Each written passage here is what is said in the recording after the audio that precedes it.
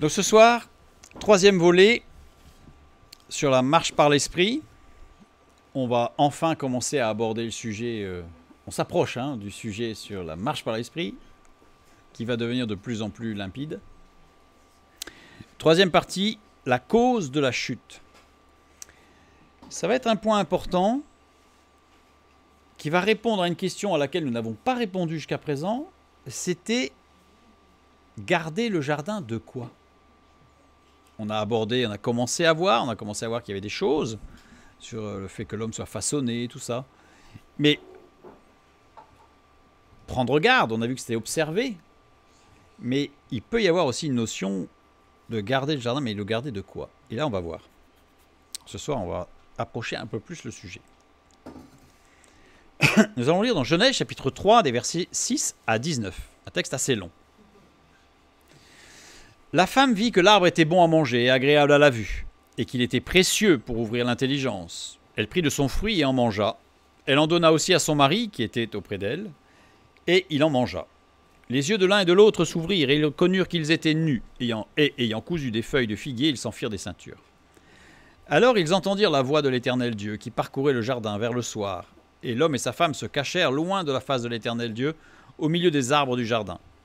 Mais l'Éternel Dieu appela l'homme et lui dit : « Où es-tu ? » Il répondit : « J'ai entendu ta voix dans le jardin et j'ai eu peur, parce que je suis nu et je me suis caché. » L'Éternel Dieu dit : « Qui t'a appris que tu es nu ?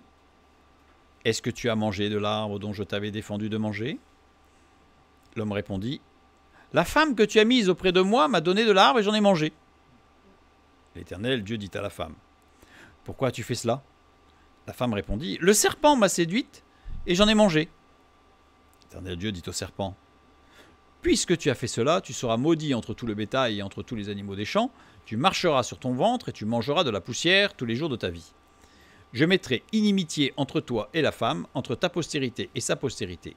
Celle-ci t'écrasera la tête et tu lui blesseras le talon.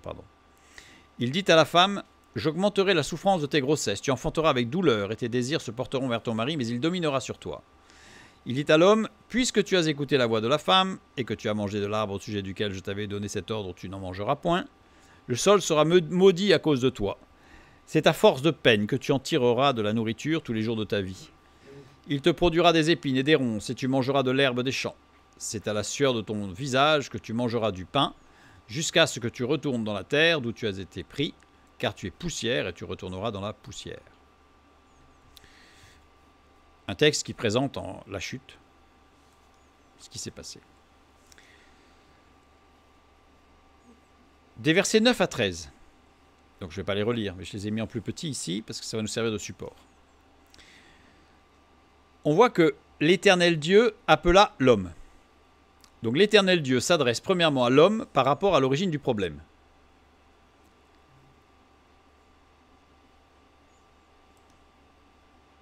Puis il s'adresse à la femme.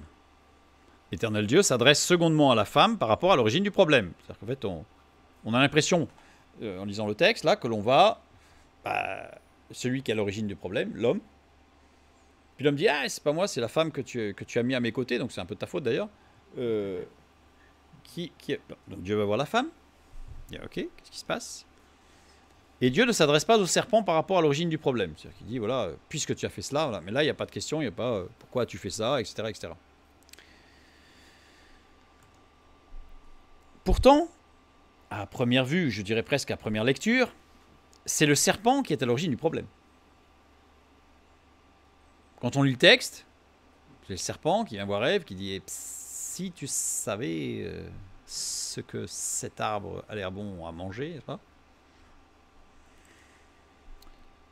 Après un regard plus fin, il s'avère que la femme s'était prédisposée au problème. Ah bon ? Regardons plus près. Genèse chapitre 2, versets 16 et 17. L'Éternel Dieu donna cet ordre à l'homme : « Tu auras la responsabilité de consommer et de jouir des choses de la vie selon sa parole au travers de tous les arbres du jardin. Mais tu ne mangeras pas de l'arbre de la connaissance du bien et du mal, car le jour où tu en mangeras, tu mourras. » C'est ce que nous avons vu tout à l'heure. L'Éternel Dieu. D'abord, c'est l'Éternel Dieu qui parle.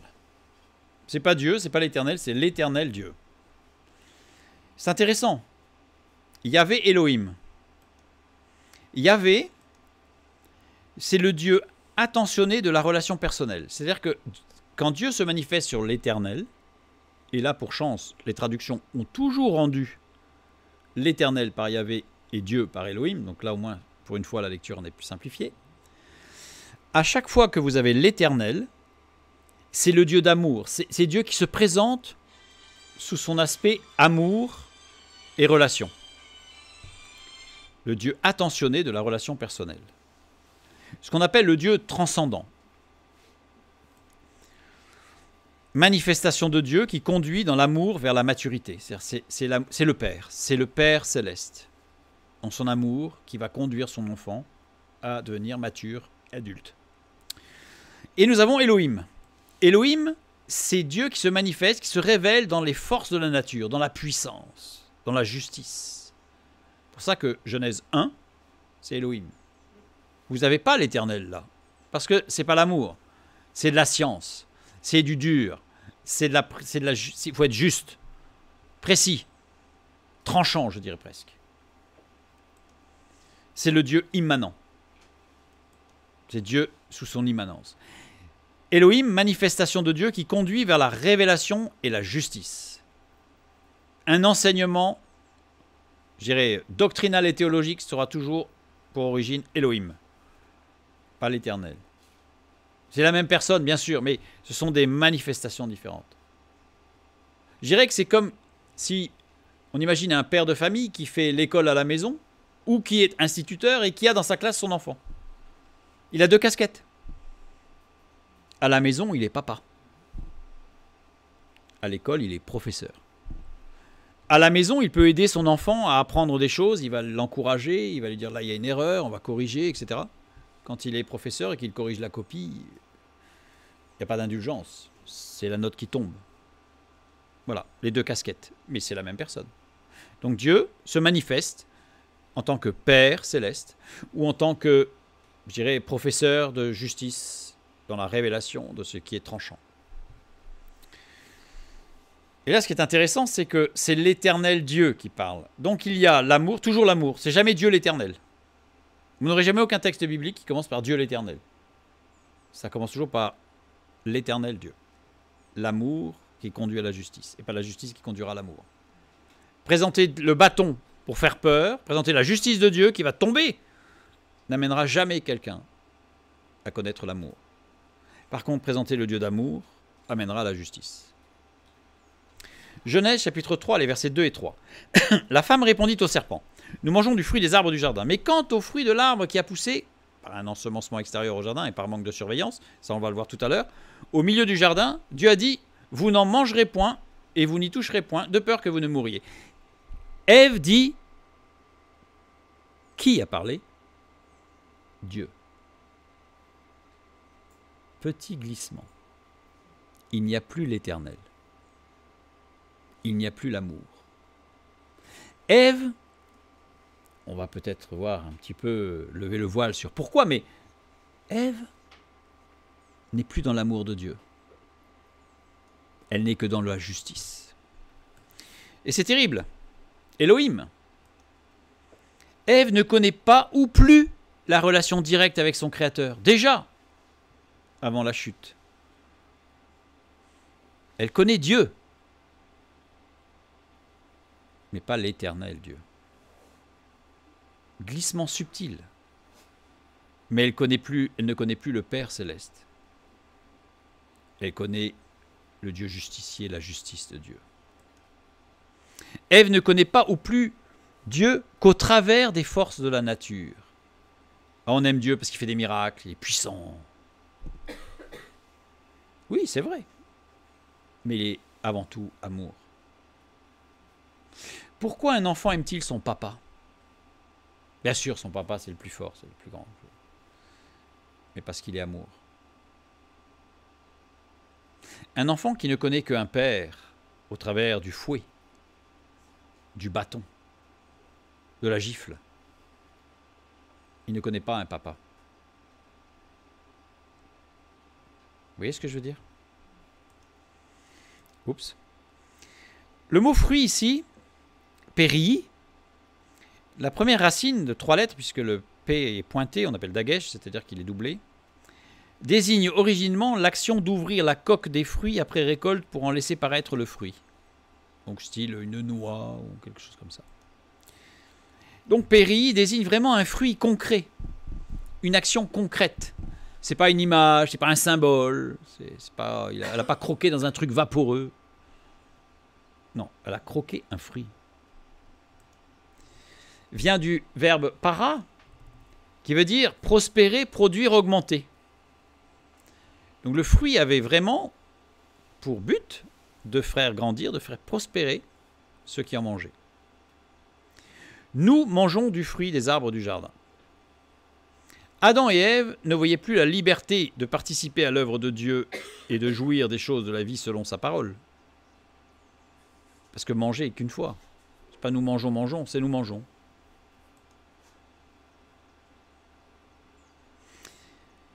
Ils ne voyaient plus que la responsabilité qui était la leur sans considérer l'action de l'esprit avec la peur de manquer qui en découle. Il n'y avait plus l'action de l'esprit. Il n'y avait plus que jouir, profiter de la puissance de Dieu.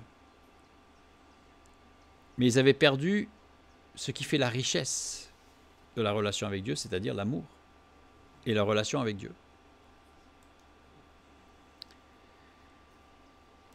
On continue.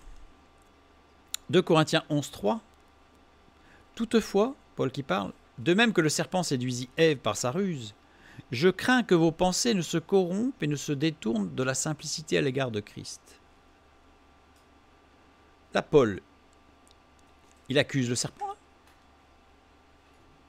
Non.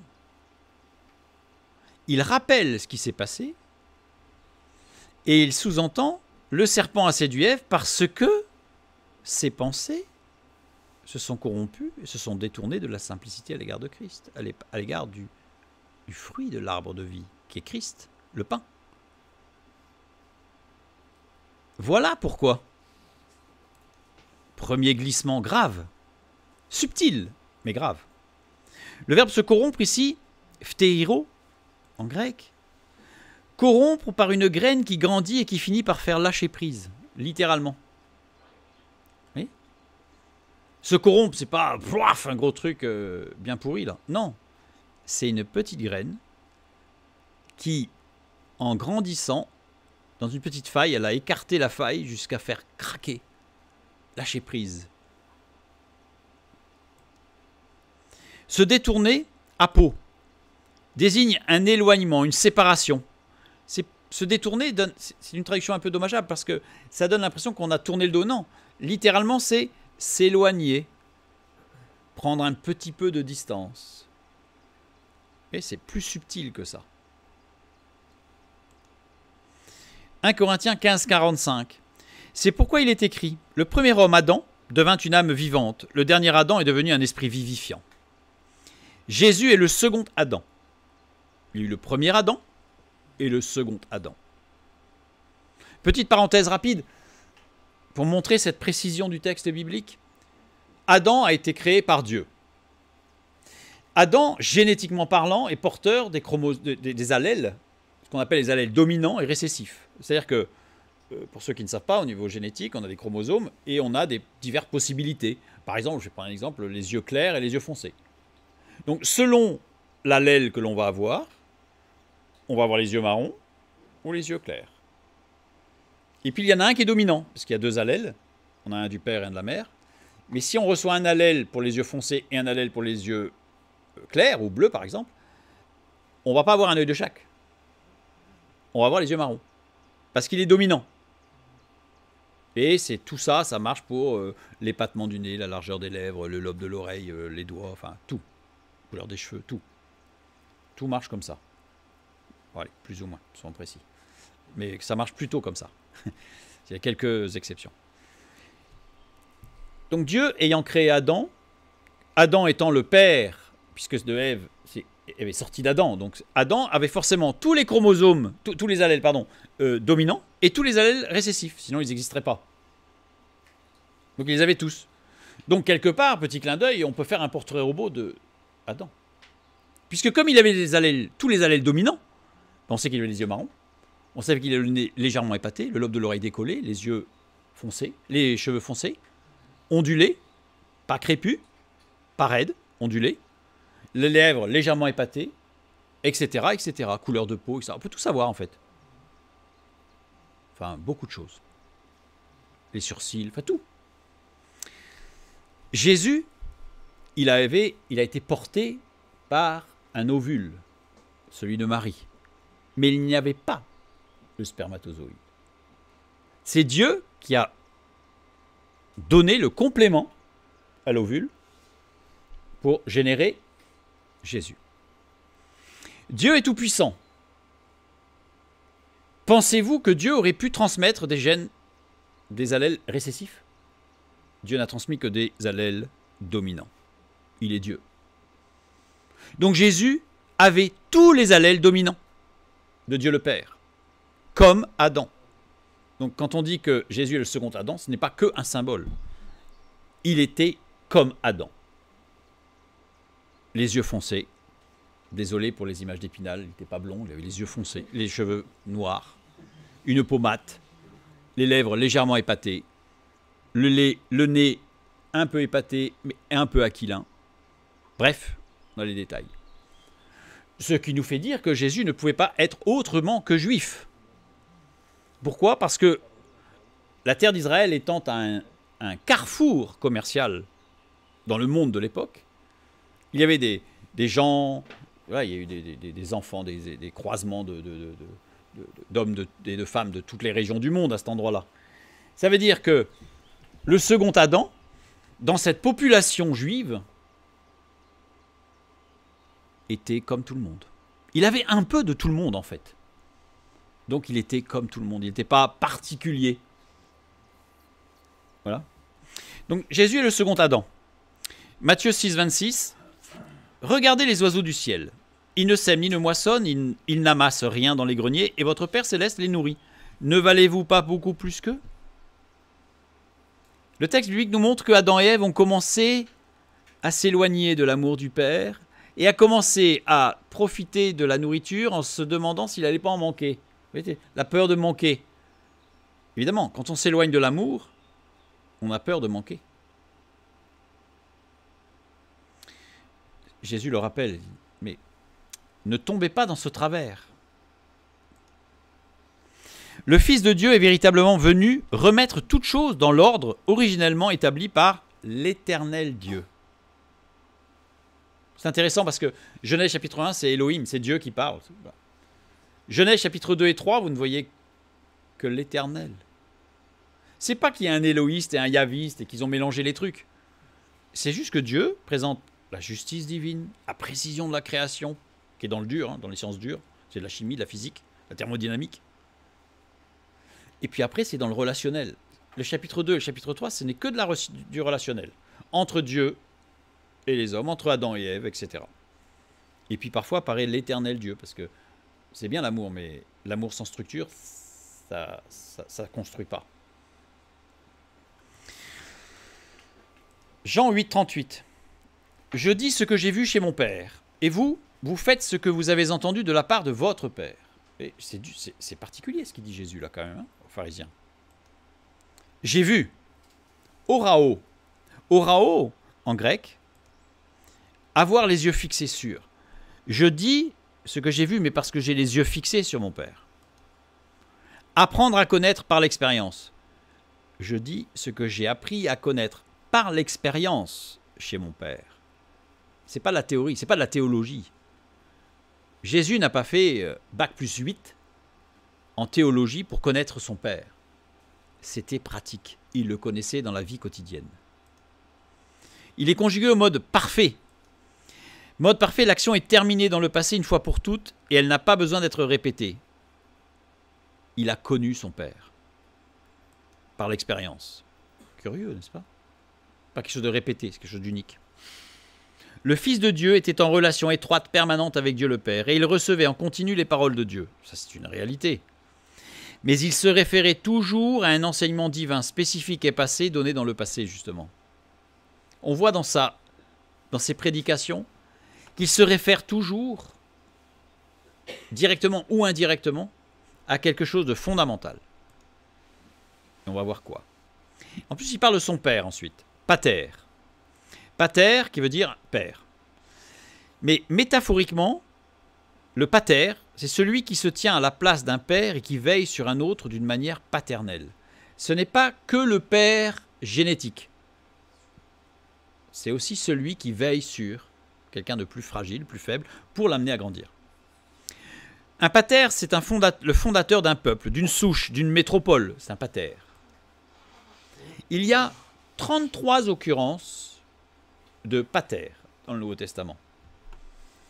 33, bibliquement, c'est loin d'être anodin. C'est même assez particulier. C'est le symbole de l'action complète de Dieu.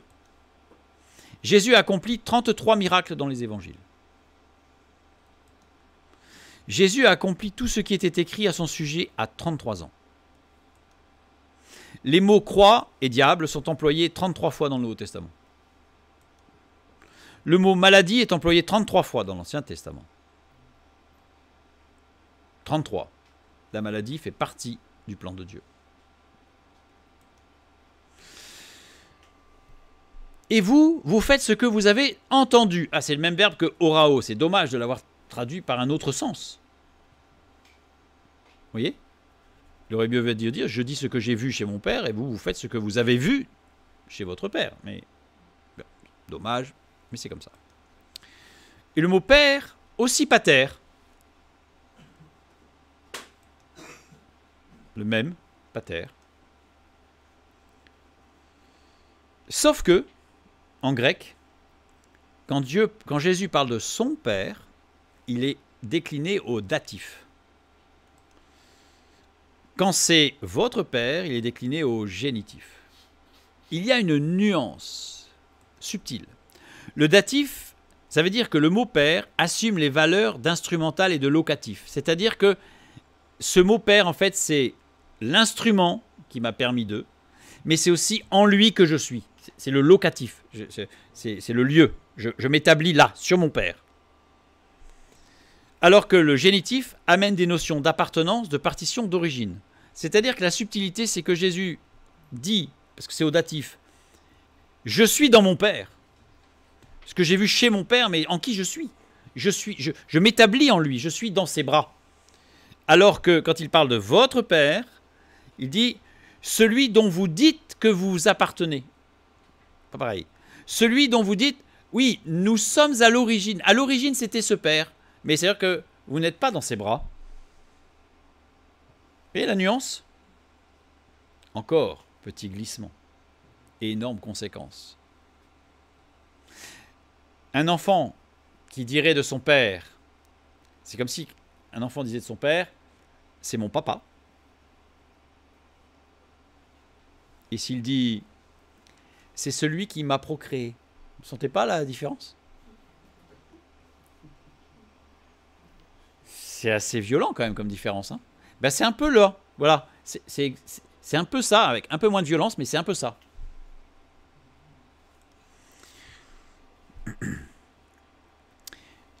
Donc, si c'est décliné au datif, vous pourriez dire dans et par le Père. Le fait que ce soit décliné au génitif, on pourrait plutôt traduire par détaché du Père, mais ou en se prévalant de sa lignée, quand même. J'annonce quand même que je suis issu de lui. Quand même. Vous voyez, la nuance, elle est fondamentale. Elle est fondamentale. Dans le cas du datif, on a quelque chose qui va rentrer à l'intérieur, quelque chose qui est chaleureux. Dans le cas de pater au génitif, on a plutôt quelque chose d'extérieur qui s'échappe, qui va, je suis plus loin. Non mais t'inquiète pas, j'ai quand même tes gènes, papa, mais si tu peux rester plus loin, c'est quand même mieux. C'est presque violent en fait. Et Jésus s'adresse aux pharisiens. Et à quoi Jésus fait-il référence à chaque fois dans ses enseignements? La chute. Et là même, bon, on ne va pas l'étudier, mais indirectement, Jésus fait référence à la chute. Comme Ève. Au début, ils étaient dans et par le Père. Puis il y a eu un glissement, et le serpent arrive au moment où, ouais, Dieu c'est notre Père, ouais, il vient le soir là-bas. Ouais. On sent bien la différence. C'est subtil. On a toujours cette affirmation, oh si, mais je suis du Père quand même.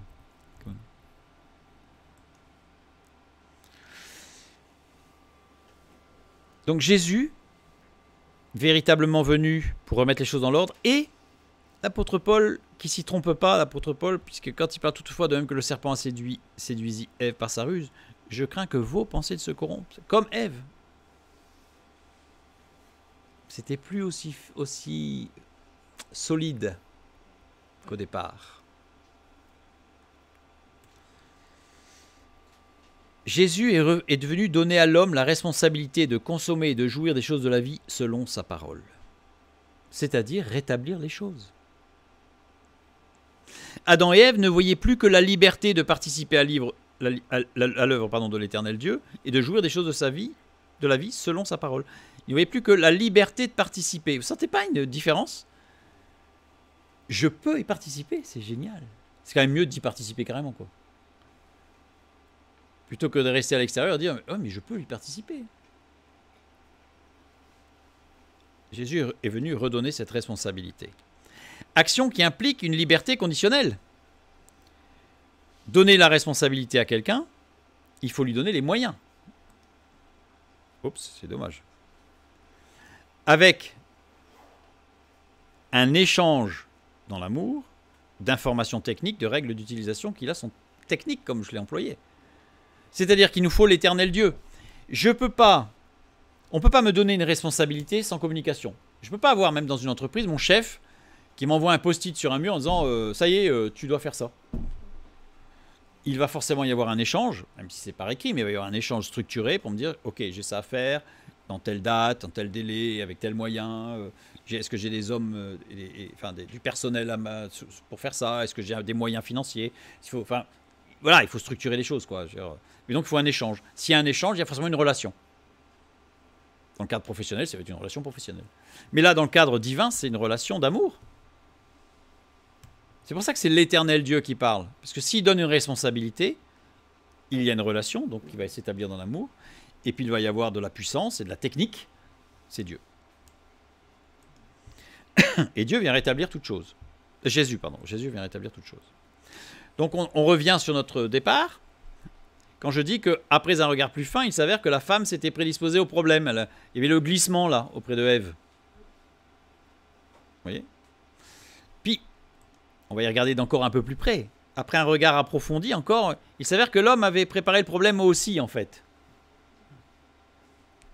Donc là, on va y retrouver la responsabilité de l'homme. Et là, du coup, on va comprendre pourquoi Dieu s'adresse d'abord à l'homme. Genèse chapitre 2, les versets 4 à 15. Voici les origines des cieux et de la terre quand ils furent créés. Lorsque l'Éternel Dieu fit une terre et des cieux, aucun arbuste des champs n'était encore sur la terre et aucune herbe des champs ne germait encore.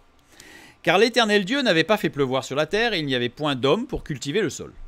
Bien. Mais une vapeur s'éleva de la terre et arrosa toute la surface du sol. L'Éternel Dieu forma l'homme de la poussière de la terre, il souffla dans ses narines un souffle de vie, et l'homme devint un être vivant. Puis l'Éternel Dieu planta un jardin en Éden, du côté de l'Orient, et il y mit l'homme qu'il avait formé. L'Éternel Dieu fit pousser du sol des arbres de toute espèce, agréables à voir et bons à manger, et l'arbre de la vie au milieu du jardin, et l'arbre de la connaissance du bien et du mal. Un fleuve sortait d'Éden pour arroser le jardin, et de là il se divisait en 4 bras. Le nom du premier était Pishon, c'est celui qui entoure tout le pays d'Havila, où se trouve l'or. L'or de ce pays est pur, on y trouve aussi du bdellium et de la pierre d'onyx. Le nom du second fleuve est Gihon, c'est celui qui entoure tout le pays de Couche. Le nom du troisième est Hiddekel, c'est celui qui coule à l'orient de la Syrie. Le quatrième fleuve, c'est l'Euphrate. L'Éternel Dieu prit l'homme et le plaça dans le jardin d'Éden pour cultiver et pour le garder. Il n'y avait point d'homme pour cultiver le sol.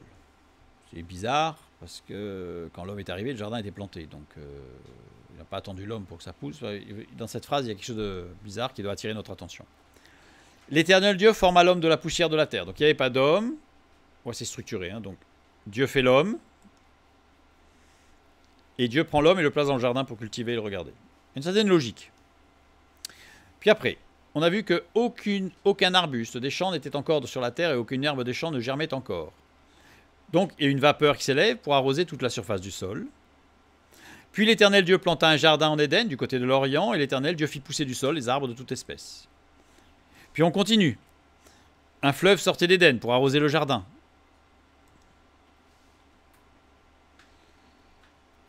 Il est parlé de cultiver 2 fois. Il n'y avait point d'homme pour cultiver le sol. Puis quand Dieu a fait l'homme, il dit « Vas-y, tu vas cultiver le sol. Okay. » Définition du petit Robert. Cultiver. Qu'est-ce que ça veut dire cultiver? Cultiver, travailler la terre pour la faire produire des végétaux utiles aux besoins de l'homme. Cultiver. Soumettre une plante à divers soins en vue de favoriser sa venue et sa pousse. Cultiver. Et regardez, on voit que c'est Dieu qui plante. Dieu planta un jardin. C'est Dieu qui arrose. C'est Dieu qui fait pousser. Qu'est-ce que l'homme devait faire? Non mais, quand on regarde bien, on dit, voilà, Dieu, il n'y a pas d'homme pour cultiver. Bon, allez, on va faire un homme et il va cultiver. Ok, on lui fait le jardin. Mais on se rend compte que c'est Dieu qui plante, c'est Dieu qui arrose, c'est Dieu qui fait pousser. Donc l'homme, il avait quoi à faire là-dedans? On va regarder. La fin du verset 5, Genèse 2. Car l'Éternel Dieu n'avait pas fait pleuvoir sur la terre, il n'y avait point d'homme pour cultiver le sol. Le verbe cultiver, abad. Abad, au radical ifil, être forcé de travailler, on a déjà vu, au radical kal, servir librement. On n'a pas besoin de beaucoup d'efforts théologiques pour se douter de quel radical on parle, évidemment. Avec une notion d'obligation ou d'exigence dans le radical ifil. Bon. Avec une notion de gratitude. C'est-à-dire que c'est un travail fourni, mais avec joie et avec gratitude. Évidemment, c'est le radical kal. Et évidemment. Voilà. Ce qui correspond au service pour Dieu. Le service pour Dieu, c'est en quelque sorte un service libre rempli de gratitude. Si vous commencez à servir Dieu sans cet état d'esprit, que je prends ça avec un grand E, il y a quelque chose qui ne va pas. Arrêtez. Faites pause. Et replacez-vous devant Dieu. Si le service de Dieu vous dévore, recadrez les choses. Il n'y a aucun texte biblique qui puisse laisser penser que le service de Dieu va amener un couple à être détruit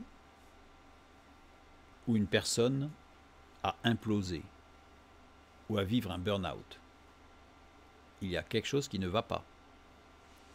La priorité, c'est le foyer. Le service de Dieu vient ensuite. Alors attention, il faut un équilibre, bien entendu. Mais le service de Dieu, combien de couples ont été détruits parce que l'un des deux plaçait le service de Dieu avant le couple? Le service de Dieu est un service libre avec une notion de gratitude. Et dans le couple, on ne forme qu'un. Genèse 2,15. L'Éternel Dieu prit l'homme et le plaça dans le jardin d'Éden pour le cultiver, pour le garder. Cultiver, abad, au radical kal, pas de problème. Il s'agit en réalité ici de participer à la plantation. C'est-à-dire que Dieu est tout-puissant, mais il propose à chacun de nous de servir librement en tant que co-actionnaire, co-worker, co-travailleur. Imaginez travailler avec lui. Ça va. On sait que notre partenaire est bon. Il est même parfait. Il s'agit de participer à l'arrosage. On n'a pas le poids à porter de fait de devoir planter, arroser, c'est difficile. Non, on participe à l'arrosage, on participe à la plantation et on participe à la pousse. Comme dit l'apôtre Paul, il y en a un qui plante, il y en a un qui arrose, il y en a un qui récolte. C'est quelque chose de dynamique et non de systématique. La notion de gratitude, Genèse chapitre 2, verset 16. L'Éternel Dieu donna cet ordre à l'homme, tu pourras manger de tous les arbres du jardin. Voilà. Tu profiteras. Tu jouiras de ce que... Tu participes aussi à ce que Dieu fait, mais tu jouiras de ce que Dieu fait. L'homme devait participer à tout ce qui lui servait de nourriture. L'homme participe à ce qu'il reçoit. Vous sentez bien là tout ce que Dieu enseigne là? Et que Paul va reprendre d'ailleurs quand on parle du travail. Le jardin d'Éden. Genèse chapitre 2, les versets 7 et 8. L'Éternel Dieu forma l'homme de la poussière de la terre, il souffla dans ses narines un souffle de vie, et l'homme devint un être vivant. Puis l'Éternel Dieu planta un jardin en Éden, du côté de l'Orient, et il y mit l'homme qu'il avait formé. En Éden, l'Éternel Dieu a créé un espace particulier pour y placer l'homme. Parce qu'il y a toute la terre. Il ne l'a pas mis n'importe où. Il a créé un jardin pour y placer l'homme. Extraordinaire. Un espace particulier. Le verset 9. L'Éternel Dieu fit pousser du sol des arbres de toute espèce, agréables à voir et bons à manger, et l'arbre de la vie au milieu du jardin, et l'arbre de la connaissance du bien et du mal. Dans cet espace particulier, dans ce merveilleux jardin, il y avait quelque chose d'encore plus merveilleux. L'arbre de vie. L'arbre de vie. Directement accessible. Extraordinaire. Le verset 9, on continue. L'arbre de la vie, Arayim, on a vu au pluriel, accordé au pluriel, peut se lire de deux façons. Première façon, on sait que c'est au pluriel, donc la vie avec un S. Esprit, âme et corps. Il nourrit l'esprit, l'âme et le corps. Au départ, corps, âme, esprit, mais après, esprit, âme et corps. Et la deuxième lecture, les vies. Pour toutes les vies, pour tous les hommes. Au milieu, on a vu, Tavek, dans ou à l'intérieur, entremêlés, entrelacés, faisant partie du jardin. Littéralement, avec sa transcription et les diacritiques, c'est-à-dire les voyelles, mais aussi des diacritiques supplémentaires sur, certains disent la cantillation, mais sur des sens de subtilité supplémentaires. On a un diacritique particulier sur Tavek, tel qu'il est accordé, c'est-à-dire Betov, Tavek, c'est la racine que je donne, Mouna, une Mouna. Une Mouna, littéralement, c'est un corps ou un chauffard marchand, dynamique. Ça rappelle Jéricho, ça rappelle toutes ces choses, la victoire. Le corps, ou le chauffard, symboliquement rattaché à la venue du Messie, exprime une notion de repos, de tranquillité. Il était entremêlé, entrelacé et c'était paisible. C'était pas un truc tel que la mangrove avec des racines partout, on ne peut pas passer, c'était abominable. Non, c'est le repos. L'arbre de vie était toujours proche de l'homme, comme le rocher dans le désert qui suivait le peuple. Comme j'ai dit tout à l'heure, le texte biblique nous montre que quand Dieu plaçait l'homme à un coin du jardin, c'est assez intéressant d'avoir un coin dans un jardin qui est rond, mais dans un endroit du jardin, il y avait aussi l'arbre de vie. Et puis il le place à un autre endroit, il y avait l'arbre de vie. L'homme n'avait pas besoin de courir. Ah, zut, l'arbre de vie, il est où? Non, il est là. Il le suivait en permanence. 1 Corinthiens 10,4, et qu'ils ont tous bu le même breuvage spirituel, car ils buvaient à un rocher spirituel qui les suivait de ce rocher, et ce rocher était Christ. Proverbe 3,18, elle, on parle de la sagesse, est un arbre de vie pour ceux qui la saisissent, et ceux qui la possèdent sont heureux. On l'a vu, c'est pas un arbre, c'est l'arbre de vie. Vie, Achayim, au pluriel. Puis 1 Corinthiens 1, 22 à 24, les Juifs demandent miracle et les Grecs cherchent la sagesse. Nous, nous prêchons Christ crucifié, puissance de Dieu et sagesse de Dieu. Le Christ est la sagesse de Dieu. Le Christ, c'est l'arbre de vie. L'arbre de vie, c'est Jésus-Christ. Jérémie 11, 19, nous l'avons déjà lu, mais je le répète parce que c'est vraiment important. J'étais comme un agneau familier qu'on mène à la boucherie, et j'ignorais les mauvais desseins qu'il méditait contre moi. Il disait, détruisons l'arbre avec son fruit. L'arbre, etz, le fruit, lechem, le pain. Qui rejoint évidemment Marc 14, 22, comme nous l'avons lu tout à l'heure. Pendant qu'il mangeait, Jésus prit du pain, lechem. Là c'est en grec, mais le pain en hébreu c'est lechem. Et après avoir rendu grâce, il le rompit et leur donna en disant, prenez, ceci est mon corps. Le fruit de l'arbre de vie. On continue avec le verset 9. L'Éternel Dieu fit pousser du sol les arbres de toute espèce, agréables à voir, bons à manger, et l'arbre de vie au milieu du jardin, et l'arbre de la connaissance du bien et du mal. Il y a donc ici 3 types d'arbres mentionnés dans ce texte. 1. Les arbres de toute espèce agréables à voir et bons à manger. 2. L'arbre de vie avec un S. 3. L'arbre de la connaissance du bien et du mal. Le mot arbre, quand il s'agit des arbres de toute espèce, agréables, etc., c'est etz, retranscrit ici avec les diacritiques, qui veut dire arbre. Nous sommes d'accord. L'arbre de vie, c'est etz, qui veut dire arbre. Nous sommes d'accord. Et l'arbre de la connaissance du bien et du mal, bah, c'est etz, qui veut dire arbre. Mais rajoutons les diacritiques. Pour l'arbre de vie, c'est ve'etz. Pour l'arbre de la connaissance, c'est ve'etz aussi, mais pas avec les mêmes diacritiques. Vous voyez les petits points, les petits traits là-dessous, dessus, là, c'est pas les mêmes. Et dans le texte original, il n'y a pas écrit de toute espèce. Des arbres, agréables à voir et bons à manger. Des arbres. Pas écrit de toute espèce, des arbres. Donc, si je traduis littéralement, il faudrait plutôt traduire par chaque arbre agréable à voir et bon à manger. C'est-à-dire chaque arbre était bon. Il n'y avait pas de mauvais là-dedans. Il n'y avait que du bon. Il y a ici pour chaque arbre, ces arbres agréables à voir et bon à manger, il y a un diacritique qu'on appelle un tévir. C'est le petit point avec petite virgule là, enfin, un tévir, qui veut dire que le mot est lié au mot précédent. C'est-à-dire que ce mot-là, dans cette phrase-là, ne peut pas être dissocié du mot qui le précède. Et le mot qui le précède, c'est kal, chaque. Ça veut dire la totalité, chacun en particulier. Ça insiste. Chaque arbre en particulier était bon. C'est pas tous les arbres. Allez, globalement, c'était bon. Il y en avait des un peu moins bons, un peu amers, mais non. Non, non. Chaque arbre était bon. Chaque arbre des bons du jardin. Donc ils étaient tous bons. L'Éternel Dieu fit pousser du sol chaque arbre de l'ensemble organisé des arbres. C'est précis. On insiste. Il n'y avait pas de mauvais dans le jardin. Pour l'arbre de vie, Vehetz, on a un diacritique qui est le Maïpak.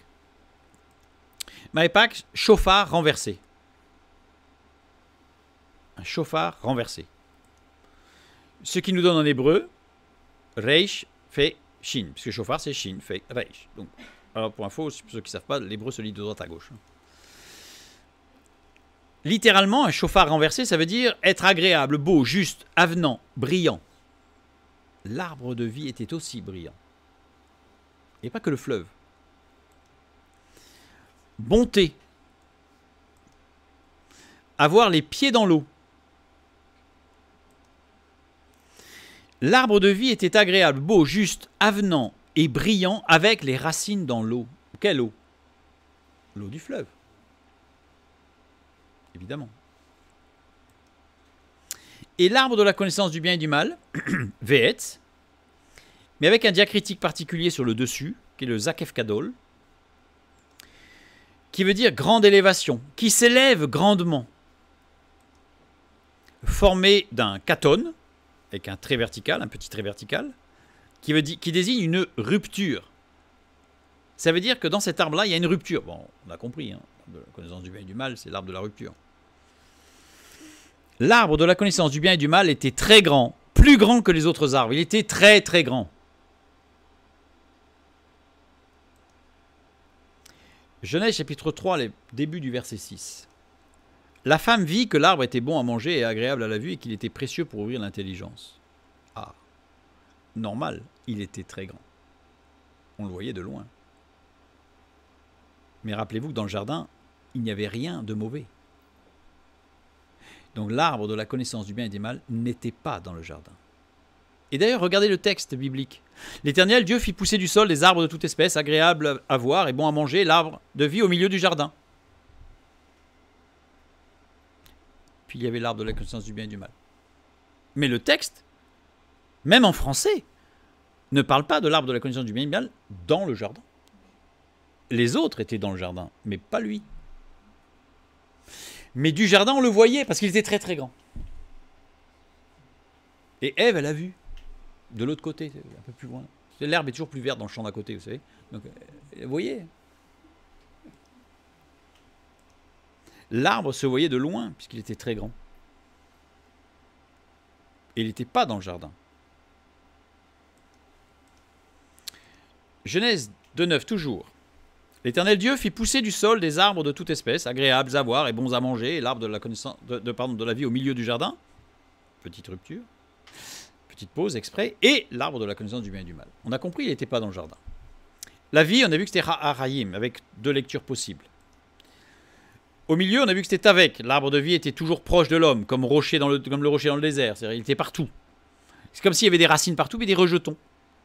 Mais il était partout, en fait. Dès que l'homme était quelque part, il était là. Parce que l'homme était conduit par Dieu. Donc tout était prévu. Genèse 3,3. Mais quant au fruit de l'arbre qui est au milieu du jardin, Dieu a dit, vous n'en mangerez point et vous n'y toucherez point, de peur que vous ne mouriez. T'avec, au milieu du jardin.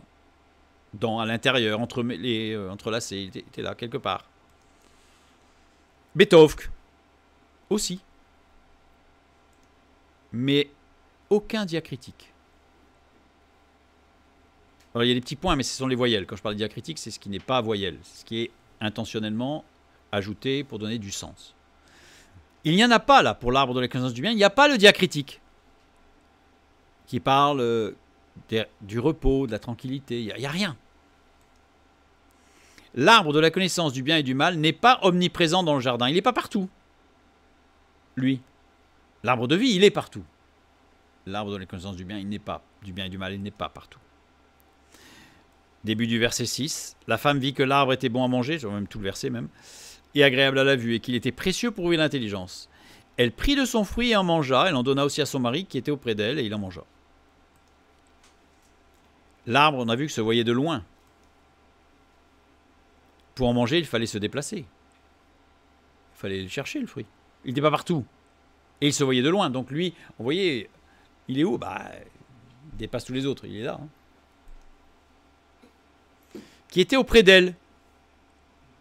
Et Adam était avec elle. C'est Adam qui était auprès d'elle. Donc lui, Adam, il était avec Ève. Il n'était pas parti se promener, il était avec Ève. C'est bien, il était avec sa femme. Formidable. Reprenons ce verset 9 toujours. Quelle richesse. Et Genèse 3, 2 et 3. La femme répondit au serpent, nous mangeons des fruits des arbres du jardin. Mais quant au fruit de l'arbre qui est au milieu du jardin, Dieu a dit, vous n'en mangerez point et vous n'y toucherez point, de peur que vous ne mouriez. L'arbre ici, Haetz. Haetz, l'arbre ici, Vehetz. On a vu qu'il y avait le Zakef Kadol dans le verset 9. Grande élévation qui s'élève grandement, formée d'un katon, la rupture. On a vu que Dieu n'avait pas caché l'arbre de la connaissance du bien et du mal. Il se voyait de loin. Dieu aurait pu créer un tout petit arbre derrière un rocher qu'on ne voit pas. Non, Dieu a créé un arbre gigantesque. Petite parenthèse. Rappelez-vous de la parabole du grain de sénévé. La plus petite graine qui donne un arbre gigantesque où tous les oiseaux vont dedans. Pause. Vous avez déjà vu un sénévé? Graine de sénévé, et puis l'arbuste. Quand l'arbuste est gigantesque, il fait 2,20 m. Allez, le tronc, quand il est gros, il est taille de mon pouce. Jésus donne une parabole sur quelque chose qui s'est développé de façon totalement anormale. Un sénévé ne peut pas donner un arbre gigantesque. Et en plus, le texte nous dit qu'il y a les oiseaux qui viennent dedans. Juste avant, Jésus parle des oiseaux et dit que les oiseaux, c'est le diable. Là, dans cette parabole, Jésus parle de l'Église qui va avoir un développement anormal, non biblique, qui va devenir énorme et qui va intégrer tous les oiseaux qui sont les semences du diable. Il fait référence à l'arbre de la connaissance du bien et du mal. Fermons la parenthèse. L'arbre, dans chapitre 2, verset 9, l'arbre n'est pas explicitement dans le jardin d'Éden. Il n'est même pas dedans parce qu'on a vu qu'il n'y avait pas de mauvais. Il n'y avait que des arbres qui étaient bons. Chaque arbre en particulier était bon. Il n'y en avait aucun de mauvais, donc il n'était pas là. Ici, on a un diacritique assez rare dans le texte biblique, hein, un zarka, désigne quelque chose qui se répand, toute dissémination, toute ventilation. C'est quelque chose qui, je sème à tout vent, c'est ploup, ploup. Donc là, on a une petite subtilité, puisqu'on nous parle de l'arbre qui se met des petites graines un peu partout. Et on parle de quel arbre là? L'arbre de la connaissance du bien et du mal. Et là, Betovk, sans aucun diacritique, l'arbre de la connaissance du bien et du mal n'est pas omniprésent dans le jardin. Mais maintenant, il est dans le jardin. Originellement, il n'était pas dans le jardin. Puis il y a des petites semences qui sont passées comme ça. Hop. Puis pouf. Il y en a qui sont dans le jardin, disons. Puis l'arbre, il pousse. Puis maintenant, il n'y a même plus besoin de se déplacer, dis donc. Il est dans le jardin. Genèse chapitre 2, verset 15. L'Éternel Dieu prit l'homme et le plaça dans le jardin d'Éden pour le cultiver et pour le garder. Donc il y a l'aspect de faire attention, de l'apprentissage, on l'a vu, mais pas que. Parce que dans cet apprentissage, il y a aussi une responsabilité. Genèse chapitre 2, versets 21 et 22. Alors l'Éternel Dieu dit, fit tomber un profond sommeil sur l'homme qui s'endormit. Il prit une de ses côtes et referma la chair à sa place. L'Éternel Dieu forma une femme de la côte qu'il avait prise de l'homme et il l'amena vers l'homme. Pour information, il ne s'agit pas de la côte, mais d'autre chose, une autre partie du corps de l'homme. L'homme devait veiller, dans son service pour Dieu, à ce que les semences de l'arbre de la connaissance du bien et du mal ne poussent pas dans le jardin d'Éden. Voilà ce qu'il devait faire. Ce que Jésus va réenseigner à nouveau, avec les paraboles du semeur, avec toutes sortes de paraboles pour dire veillez. Veillez à toutes ces semences, parabole de l'ivraie et du blé, veillez. Veillez aux petites graines qui vont pousser dans votre cœur et dans l'assemblée, parce que ce sont ces graines-là qui détruiront l'Église et votre vie. Genèse 3, 8 et 9. Alors ils entendirent la voix de l'Éternel Dieu qui parcourait le jardin vers le soir, et l'homme et sa femme se cachèrent loin de la face de l'Éternel, au milieu des arbres du jardin. Mais l'Éternel Dieu appela l'homme, et il lui dit, où es-tu? Le premier responsable de ce qui s'est passé, c'est l'homme. Parce que l'homme n'a pas veillé. Il n'a pas veillé à toutes ces graines. C'était pas compliqué. Dieu l'amenait où il fallait chaque jour, il avait l'enseignement, il n'avait plus qu'à ramasser les graines et à les mettre dehors. Mais il ne l'a pas fait. Trop pressé de jouir de ce que Dieu donnait,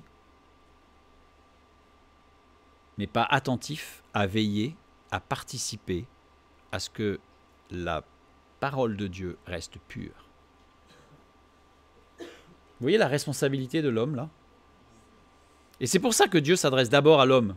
Parce que dans une lecture rapide, on se dit, ben non, Dieu il aurait pu dire au serpent directement en disant, bon écoute, qu'est-ce que tu as fait là? Puis après, bon, on déresponsabilise un peu la femme quand même, parce que le serpent quand même. Puis l'homme, bah, l'homme il aime sa femme lui tend une pomme, un fruit. Il est tellement amoureux qu'il la mange. Non, mais oui, on sort de là. Le responsable, c'est l'homme. Et c'est la raison pour laquelle l'apôtre Paul va dire qu'il est interdit à la femme d'enseigner. Parce que l'homme doit assumer sa responsabilité des petites graines. Et les petites graines, c'est l'enseignement. La femme peut prendre la parole, elle peut parler, bien sûr. Traduction erronée, que la femme se taise, bon, évidemment. Très mauvaise traduction, mais l'enseignement, la partie qu'on va appeler de la théologie, de la doctrine. La doctrine, vous savez, c'est dans le dur. La doctrine, c'est noir ou blanc. La doctrine, c'est presque de la physique et des maths. Ça, c'est du domaine de l'homme. L'homme n'a pas tenu sa responsabilité dans le jardin. Eh bien, en Christ, on doit remettre les choses à leur place, il doit reprendre sa responsabilité. Veiller à l'enseignement. Avec le soutien de la femme. Parce que littéralement, quand il est dit que Dieu façonna une femme à partir de l'homme, pour lui faire une aide, alors selon les traductions, semblable à lui. Littéralement, pour lui faire une aide qui semble être une adversaire. Ça serait long, je vais juste vous donner une image. Imaginez un arbre, un pommier. Et il est chargé de pommes, ce pommier. Et il ploie sous les pommes, sous le poids des pommes. Et là, il faut faire quelque chose. Donc, sous les branches, on va mettre un morceau de bois qui va venir en appui pour supporter la branche, pour pas qu'elle casse. Pour que le pommier puisse porter des fruits jusqu'au bout, à terme. Eh bien, c'est ce sens-là. La femme, c'est ce morceau de bois qui semble être un ennemi parce que parfois ça blesse la branche. Mais sans ce morceau de bois, l'arbre casse. Et c'est réversible. L'homme doit être une aide pour la femme, pour la soutenir, pour qu'elle porte des fruits. Voilà le sens littéral du texte. Ce n'est pas des ennemis. Ce n'est pas une aide non plus, comme si l'homme, grand Raja, j'ai une femme qui m'aide. Non, non, il faut faire très attention. C'est bijectif, ça va dans les deux sens, et l'objectif est de porter du fruit. Mais c'est vrai que parfois, comme cette branche qui soutient, comme ce morceau de bois qui soutient la branche, ça abîme la branche. Mais sans ce morceau de bois, la branche, elle casse. Sans la femme, l'homme casse. Dans une assemblée, sans les femmes, les hommes cassent. Mais dans une assemblée, sans les hommes, les femmes cassent.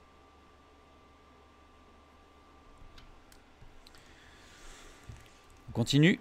1 Corinthiens 15, 45. C'est pourquoi il est écrit « Le premier homme Adam devint une âme vivante, le dernier Adam est devenu un esprit vivifiant. » On parle de Jésus, le deuxième Adam, qu'on en parlait tout à l'heure.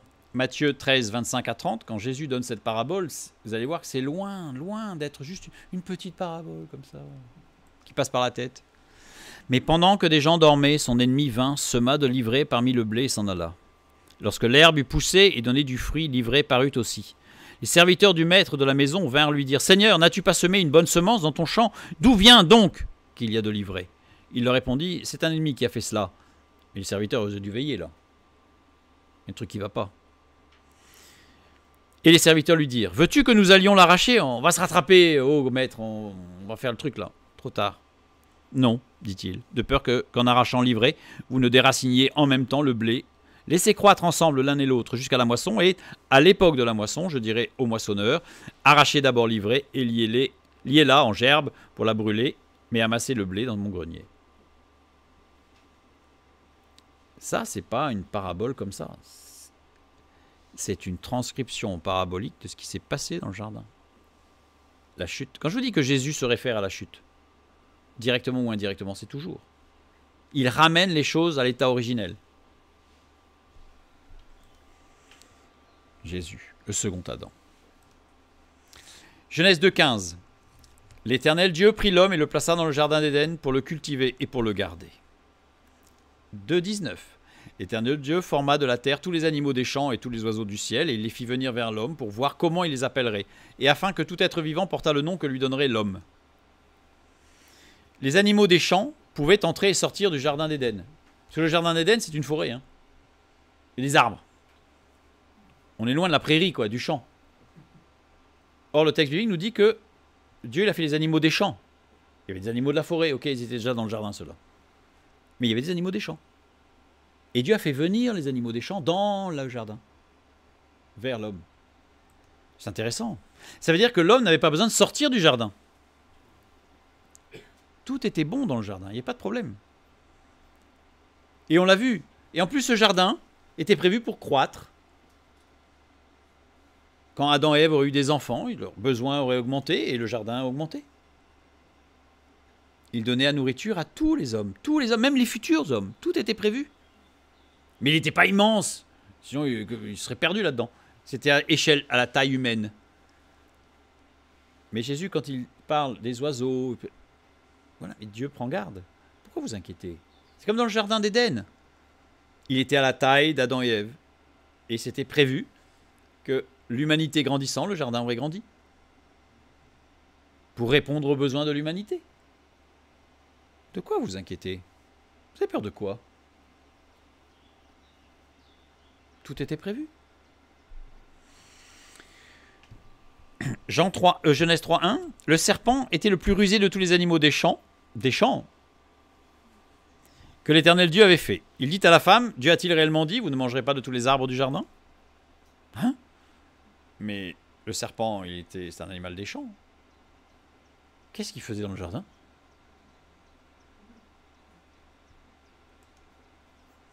Jardin ici, Gan ou Gan. C'est une subtilité parce que à l'oral, on ne peut pas savoir lequel des deux.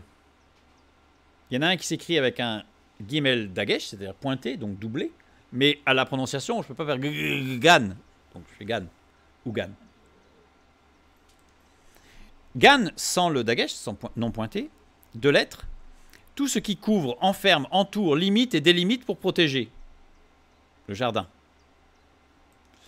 Et Gan, avec le Dagesh, ça veut dire que les deux premières lettres, c'est Gimel, Gimel. Toute idée d'élasticité, tout ce qui prête et s'étend sans se désunir. Et le nun final, placé à la fin, désigne une propension à augmenter. Voilà. Là, on a la description du jardin d'Éden, qui n'était pas clos avant la chute, et l'homme pouvait en sortir et y entrer. Et c'est un jardin qui était prévu grandir, s'accroître au fur et à mesure que nécessaire. Pas de façon erratique, dans le désordre, non, au fur et à mesure que besoin. Genèse 2.9, l'Éternel Dieu fit pousser du sol des arbres de toute espèce, agréables à voir et bons à manger, et l'arbre de vie au milieu du jardin, et l'arbre de la connaissance du bien et du mal. Arbre, on a vu que c'était Etz, avec chaque arbre en particulier. Voilà. Donc on avait une organisation forestière en général qui était parfaite. L'arbre de la vie, Vehetz, on a vu que c'était un arbre agréable, beau, juste, avenant, brillant, avec des racines dans l'eau. Et l'arbre de la connaissance, Vehetz, on a vu que c'était un grand arbre, plus grand que les autres, qui se voyait de très loin. La seule différence entre le jardin d'Éden et les champs était la présence de l'arbre de vie dans l'un et l'absence de l'arbre de connaissance du bien et du mal à l'intérieur du jardin. C'était la seule différence. Dans un cas, l'arbre de vie qui était partout, et il n'y avait pas l'arbre de la connaissance du bien et du mal. Dans l'autre cas, il n'y avait pas l'arbre de vie, et il y avait l'arbre de la connaissance du bien et du mal, qui faisait en plus des petites graines et des petites semences. Genèse 1.28, par rapport à Gan. Dieu les bénit et Dieu leur dit, soyez féconds, multipliez, remplissez la terre et l'assujettissez et dominez sur les poissons de la mer et sur les oiseaux du ciel et sur tout animal qui se meut sur la terre. Le jardin devait augmenter. Remplissez la terre. C'est pas Adam et Ève qui allaient remplir la terre. Mais c'est-à-dire que le jardin grandissant, multipliez-vous, accroissez, et tout va s'accroître en même temps. Quelle grâce! Pas besoin de vous inquiéter du manque. Ça viendra en temps et en heure quand il y aura besoin. Dieu a tout prévu. De telle sorte qu'il n'y ait aucun manque et que les ressources augmentent parallèlement aux besoins. La science aujourd'hui, ça, l'a repéré, mais refuse d'y voir la main de Dieu. On va nous dire, au XXe siècle, la population mondiale a énormément augmenté, ce qui est vrai. Parce qu'on était capable de produire plus. Non. Au XXe siècle, pour d'autres raisons, la population a fortement augmenté et Dieu a conduit toutes choses, y compris la science technique, pour qu'il y ait suffisamment à manger. Vous avez une vision humaniste et vous avez une vision biblique. Vous adoptez celle que vous voulez. Moi, j'ai choisi. Parce que la science ne peut pas expliquer. Et si vous prenez l'histoire de l'humanité, bien sûr, il y a eu des famines, des maladies. Mais je veux dire, globalement, à chaque fois qu'un peuple s'est accru, la nourriture nécessaire s'est accrue. Et à chaque fois que la population a réduit, pour diverses raisons, la source alimentaire s'est réduite. C'est écrit là, c'est une parole de Dieu. Dieu veille. De quoi vous inquiétez-vous? Et Jésus reprend. Et vous avez peur de quoi? Jésus, Dieu habille le lys, Dieu nourrit les oiseaux. Il va vous nourrir. Comme dans le désert.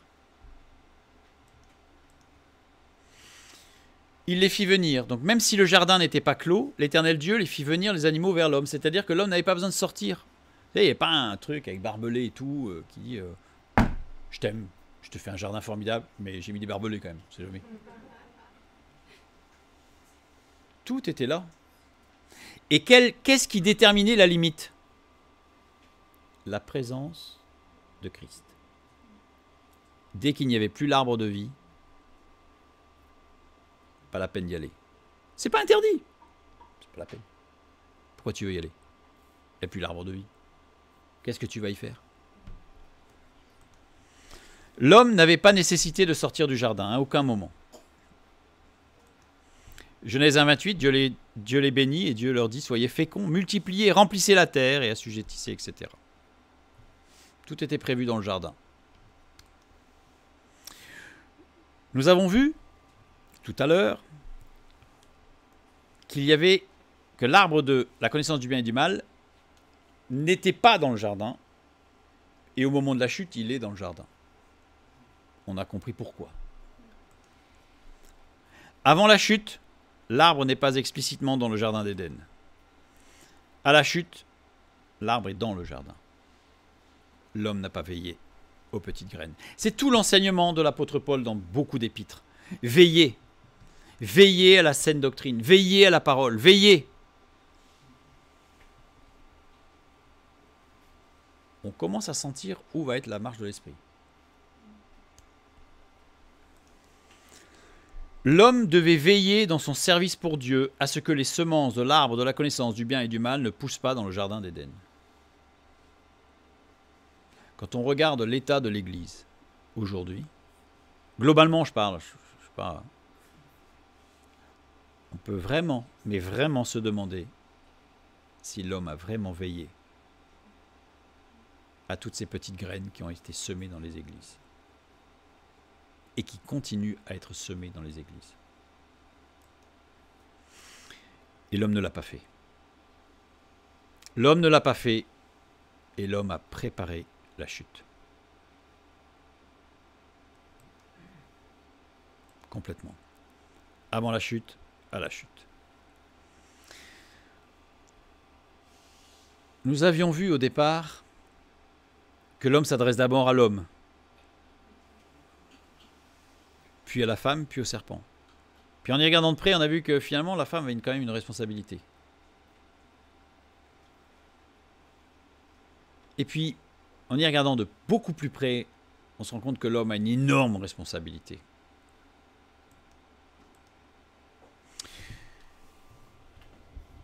Nous allons nous arrêter là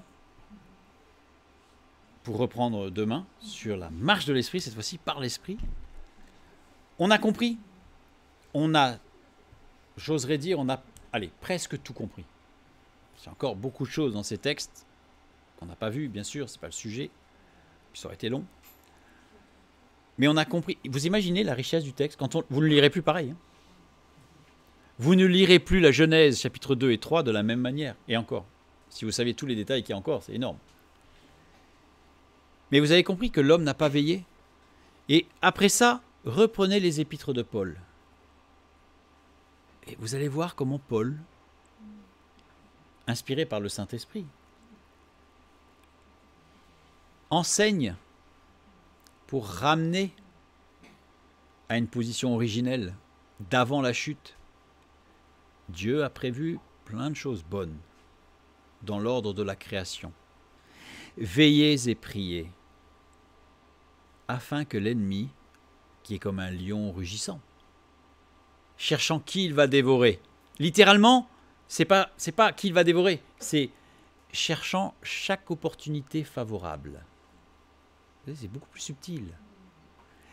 Il rôde comme un lion rugissant, cherchant chaque opportunité favorable pour agir.